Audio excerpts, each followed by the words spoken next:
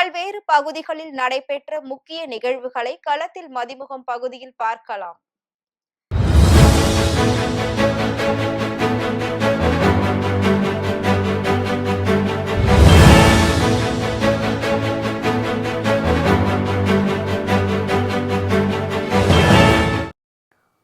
திருவண்ணாமலை மாவட்டம் தண்டாரம்பட்டு அடுத்த சாத்தனூர் அணைக்கட்டில் இருந்து 50,000 ஏக்கர் விளைநிலங்கள் பயன்பெறும் வகையில் 5,500 கன அடி வீதம் தண்ணீரை பொதுப்பணித்துறை அமைச்சர் ஏவா வேலு திறந்து வைத்தார்.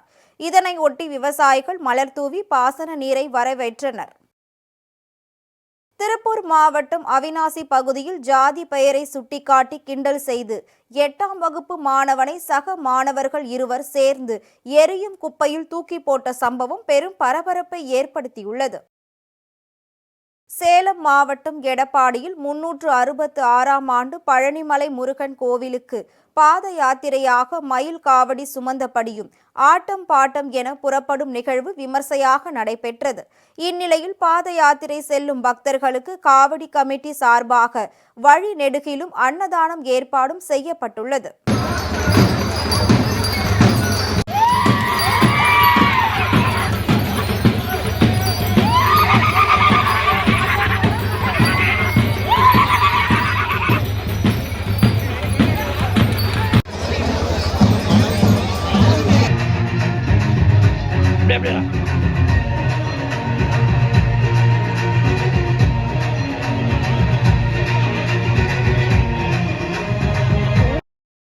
ராமநாதபுரம் மாவட்டம் திருவெற்றியூரில் அமைந்துள்ள புனித நார்பர்ட் ஆர்சி மேல்நிலைப் பள்ளியின் 25ஆம் ஆண்டு வெள்ளி விழா கோலாகலமாக நடைபெற்றது. இவ்விழாவிற்கு திருவாடானை வட்டாட்சியர் ஆண்டி தலைமை தாங்கினார். இதில் சிறப்பு அழைப்பாளராக கவிஞர் கவிதைக்கரை வினி கலந்து கொண்டு சிறப்புரையாற்றினார். திருப்பூரில் காவலர்கள் மற்றும் ஆட்டோ ஓட்டுநர்களுக்கான இலவச மருத்துவம் மற்றும் பரிசோதனை முகாம் தெற்கு போக்குவரத்து காவல் ஆய்வாளர் வெங்கடாச்சலம் தலைமையில் நடைபெற்றது. தொடர்ந்து வாகன விபத்தை கட்டுப்படுத்துவதற்காக அரசு பல்வேறு கட்டுப்பாடுகளை கொண்டு வருவதை உணர்ந்து வாகன ஓட்டிகள் வாகனங்களை இயக்க வேண்டும் என அறிவுரை வழங்கினர். அரியலூர் மாவட்ட விளையாட்டு அரங்கில் தமிழ்நாடு அரசின் சார்பில் இளைஞர் விளையாட்டு திருவிழா மற்றும் இது நம்ம ஆட்டம் 2026 எனும் விளையாட்டு போட்டிகளை அமைச்சர் சிவசங்கர் துவக்கி வைத்தார். இதில் மாவட்ட ஆட்சியர் பே ரத்தினசாமி, மாவட்ட திட்ட இயக்குனர் சிவராமன் உள்ளிட்டோர் கலந்து கொண்டனர்.